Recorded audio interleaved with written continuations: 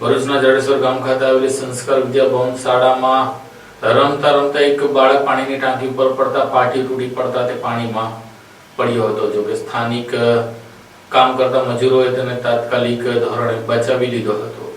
ભરૂચના જડેશ્વર ગામે આવેલી સંસ્કાર વિદ્યાભવન શાળામાં સવારના સમયે શાળા ચાલુ હતી ત્યારે શાળા સંકુલ વિસ્તારમાં બાળકો રમી રહ્યા હતા. આળસામાં એક બાળક શાળા સંકુલમાં જમીનમાંથી પાણીની ટાંકી પર રમતા રમતા પહોંચી ગયો. બીજી તરફ ટાંકી ખુલ્લી હોય શાળા સંચાલકોએ તેના પર માત્ર લાકડાનું પ્લાય મૂકી બંધ કર્યું હતું. બાળક રમતા રમતા તે પ્લાય પર જ્યાં પ્લાય તૂટી જતા તે 10 ફૂટ ઊંડી ટાંકીમાં ગરકાવ થઈ ગયો હતો. ટાંકીમાં 2 ફૂટ જેટલું પાણી ભરાયેલું હોવાથી તેને ઈજાઓ થઈ ન હતી. ઉપરાંત પાણીનું સ્તર ઓછું હોવાને કારણે તે ડૂબવાથી બચી ગયો હતો. જો કે અચાનક પાણીમાં પડવાથી તે ગભરાઈ ગયો હોય તેણે રોકકળ મચાવી દીધી હતી.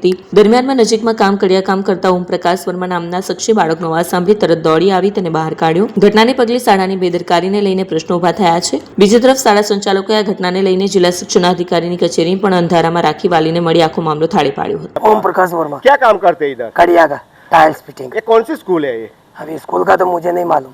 क्या हुआ था आज सुबह में आप इधर वो काम कर रहे बच्चा खेल रहा था तो एकदम से गिर गया था तो तुरंत निकाल लिया था। क्या ये टाकी पे कुछ धक्का हुआ था? धक्का हुआ था। क्या धक्का हुआ था? वो थोड़ा सा था, इतना सा पलाई था ऊपर।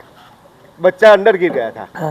किसको निकाला, कैसे निकाला उसको? वो सीढ़ी से निकाला।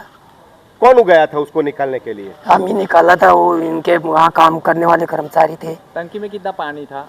खाली 2 फुट पानी। अगर ज्यादा पानी होता तो बच्चा क्या हालत में होता? अभी वो तो देखो ऊपर वाले की मेहरबानी है, बच गया बच्चा, सुरक्षित निकल गया, तुरंत निकाल लिया।